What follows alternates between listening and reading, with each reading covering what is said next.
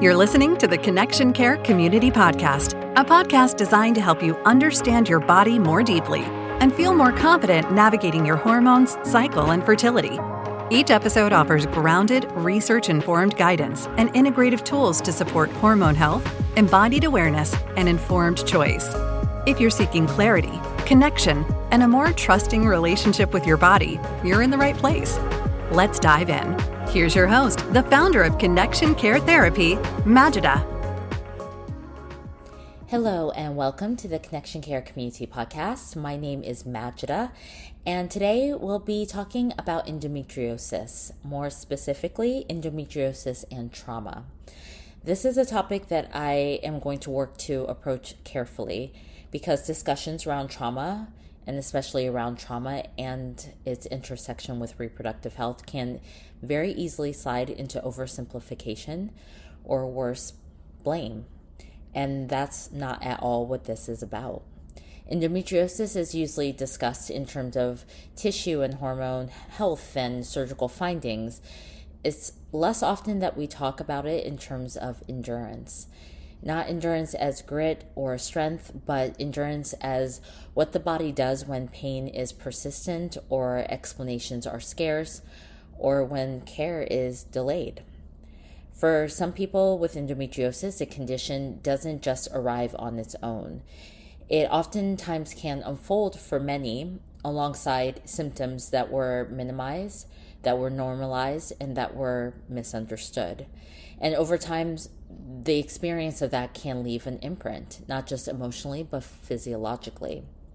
And this is where the conversation around trauma begins to surface. It's also where this discussion and the points that we're bringing up really do require the most care. So as I've mentioned before in other podcasts in this series in honor of Endometriosis Awareness Month, the average time that it takes for an endometriosis diagnosis to be received is on average between 7 to 10 years. And that's nearly a decade of a person experiencing pain being explained away or painful periods being normalized. It's probably just anxiety. It's something that I've heard those with endometriosis diagnosis being told before they received a diagnosis. Your labs look fine is something else that it's not uncommon to hear. You should relax more, or maybe pregnancy will help. These are all quotes that have come from clients of mine who I've worked with who have navigated this condition. These are not isolated experiences, and they are due to structural experiences and things that people navigate on their journey to seek help. Medical gaslighting, again, something that I've mentioned before, whether it's intentional or not, places the burden of uncertainty back onto the patient, back onto the person who's experiencing the most stress and strain from the experience of navigating this condition. And over time, medical gaslighting can erode self-trust. The nervous system can learn something very specific. If I don't constantly advocate, then I will disappear from care. I once worked with a client who lived with symptoms for about 12 years before she received a diagnosis.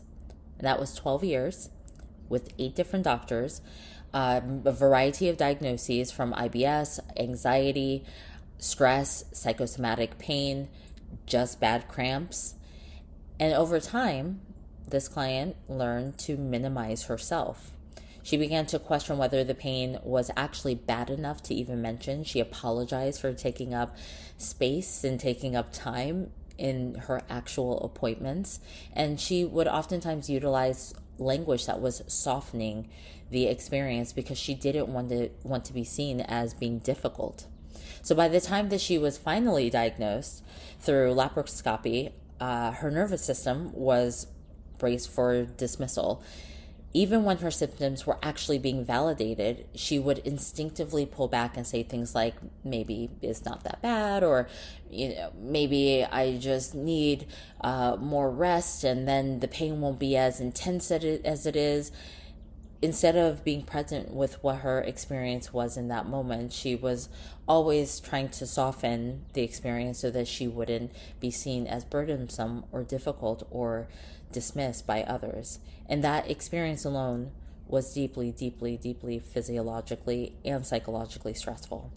Even without a single identifiable traumatic event, the medical journey in and of itself for those who are navigating chronic health conditions, including chronic reproductive health conditions, can become inherently traumatic.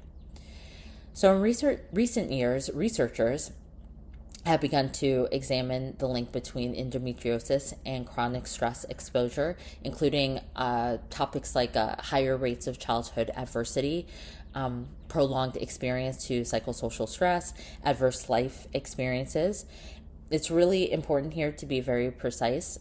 The research is not showing that trauma causes endometriosis, but what the research is starting to explore is an association, perhaps patterns of overlap that suggest that there are shared biological pathways between past experiences of trauma and present-day manifestations of conditions like endometriosis. What we see is that trauma and chronic stress influence the same symptoms that are already implicated in endometriosis. The immune system, which in previous podcasts I've spoken about that in more detail, inflammatory signaling, hormone regulation, the HPA axis, and pain processing in the nervous system. Chronic stress alters immune function. It affects how inflammation is regulated. It changes how pain is processed and perceived. It can influence estrogen metabolism and hormone feedback loops. These findings aren't meant to point to any specific or one point of fault or failure. What they point to is the interconnectedness of our system, of our body, of our life experiences, and how the mind, the body connect top down, bottom up, right? Our bodies adapt to their environments, and sometimes in ways that help survival early on can sometimes cost us later. So the distinction matters deeply. Correlation means two things appear together more often than chance would predict. Vulnerability refers to how systems respond under sustained stress, how blame assigns responsibility, and that is not what is being supported by the science. So again, I'm not saying here that trauma, right, causes this illness. I'm not saying that trauma causes endometriosis. Stress doesn't mean the body has failed to cope correctly. What the research is instead suggesting is that early and prolonged stress can, in some individuals, shape how the immune system, the nervous system, and the endocrine system develop and respond. So, for example, chronic stress can suppress certain immune cells involved in things like surveillance and inflammation regulation. That doesn't cause endometriosis, but it may make it harder for the body to clear or regulate certain types of tissues once they are present. And that is part of this discussion of exploring potential root causes to this experience of living with endometriosis. What I have found in my practice is the importance of really implementing trauma-informed care models. Trauma-informed care is oftentimes misunderstood as something that is reserved only for people who have clear or identifiable traumatic events that have occurred in their lives. But in reality, trauma can be cumulative. It can be relational. It can be medical. It can be the slow wearing down that happens when pain is repeatedly dismissed. Many people with endometriosis wouldn't describe themselves as having experienced trauma or having trauma. However, their bodies may still be operating in a state shaped by prolonged uncertainty or lack of safety. As I said before, medical trauma is a very real type of trauma, and years of having symptoms dismissed or invasive examinations and procedures without adequate care or informed consent or pain management, or being told that pain is psychological, those things can contribute to creating an environment where medical trauma becomes part of a person's experience. I really have to highlight here relational stress and the impact of relationality when our partners or friends or family or people who are close to us minimize pain or express frustrations about the cancellation of dates and appointments, or don't understand that a person navigating the experience of endometriosis may have fluctuating capacity. Many people who are living with this condition may start to hide their pain in order to avoid being a burden. And then there's the trauma of unpredictability, never knowing when a flare will hit and keep the nervous system in a state of hypervigilance.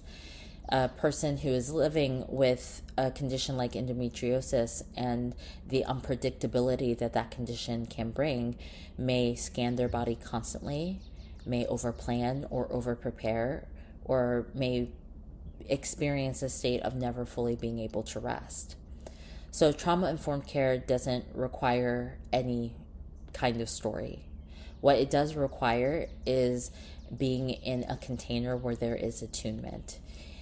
Trauma-informed care is going to ask, how has this body had to adapt? What signals has this body had to learn and to amplify in order to be heard?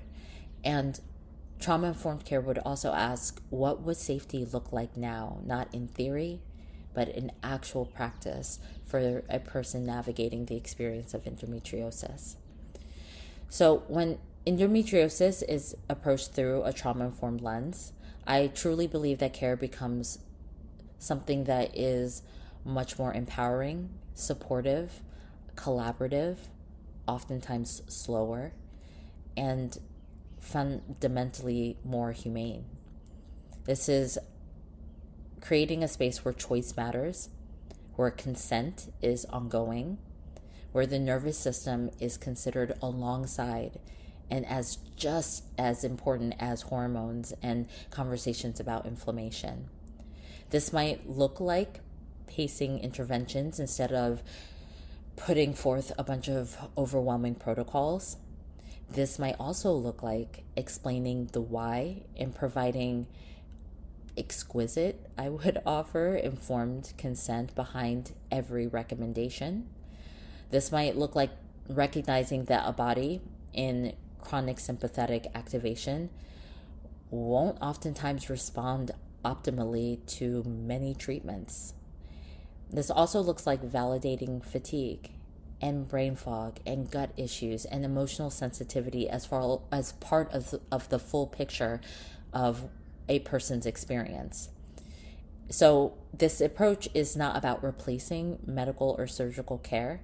It's about complementing it, especially for those who have done everything right, or are doing all the things and are still struggling with this experience.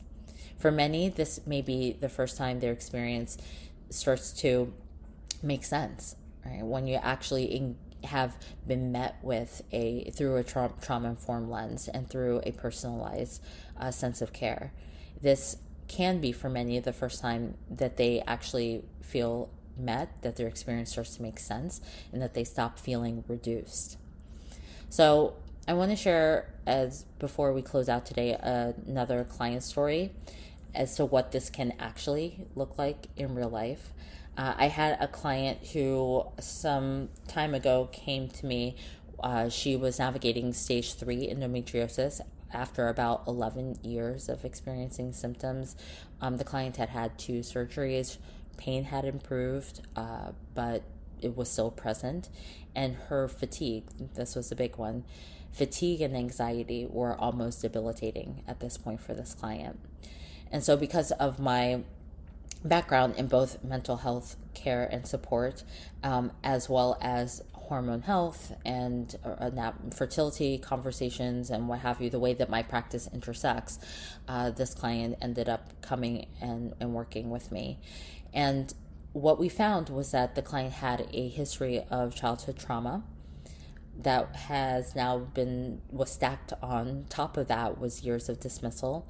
And there was a particularly traumatizing surgical experience where this client actually woke up during the procedure. And so when I met this client, understandably, her nervous system was in full protective mode, full activation. So where did we start? We started at one of the most important roots of us as human beings, is our nervous system. And so integrating practices like simple breath work, doing things like vagal toning, body awareness and somatic therapy support. And that's where we started for months, not more protocols or supplements or just more of, the biggest thing was to support this client in experiencing a sense of safety within her own body. So only later on did we start to layer in more things like trauma processing support and gentle nutritional support, pelvic floor therapy with a trauma-informed pelvic floor therapist, as well as community support. The work was not linear, and it certainly was not fast. What this client actually needed was a slowing down. But over time, what we saw was that her pain significantly decreased. Her energy returned and fatigue started to fade away, that her anxiety and worry softened, and her hypervigilance she was able to release. And she started living in her body again rather than protecting and bracing against it. And what made the biggest difference wasn't the interventions, it was actually the pacing, the supporting her and having choice and a sense of self-attunement, and understanding that her body's responses made sense, complete sense, given what her body had endured. So with that, I'm going to close out today. I just want to share that endometriosis doesn't only exist in imaging reports or pathology slides. It lives in bodies that have had to endure, oftentimes quietly and oftentimes without recognition or support. And honoring that truth doesn't oversimplify the condition. I actually believe that I want to offer that it allows us to see the condition more fully and see the person who is living with the condition more deeply. So if any of this has resonated with you and your own lived experience, please know that I would love to hear more from you. Always feel free to stop by, check out the resources that I have over on Substack or on my website. Drop a comment. I'd love to hear from you. I have resources specifically on endometriosis on my website. You just have to go and search, type in endometriosis, and you can check out all of what's there. And of course, there's much more in depth and detail on my Substack. So please go on over there and join that community. I'm working diligently to build all of that up and would really love to hear more from you. So please go over there and subscribe. I want to thank you for listening and for reflecting and for honoring your body's intelligence and wisdom. If you know of anyone who is navigating the experience of endometriosis that you think may benefit from this podcast, please do share that with them, or share this with them. And that's all that I have for today. Really appreciate you taking the time. I look forward to talking to you next time. And as always, stay connected. That does it for this episode of the Connection Care Community Podcast with Majida. Thank you so much for listening. We hope you're leaving with a fresh perspective on your body and overall well-being, along with practical tools you can integrate into daily life. The support doesn't stop here. Be sure to connect with us online at connectioncaretherapy.com for more resources to guide you on your journey. You can also find us on Substack and connect with Majida on Instagram at Majida Sai'da. Remember to rate, review, and share this podcast. And most importantly, stay connected.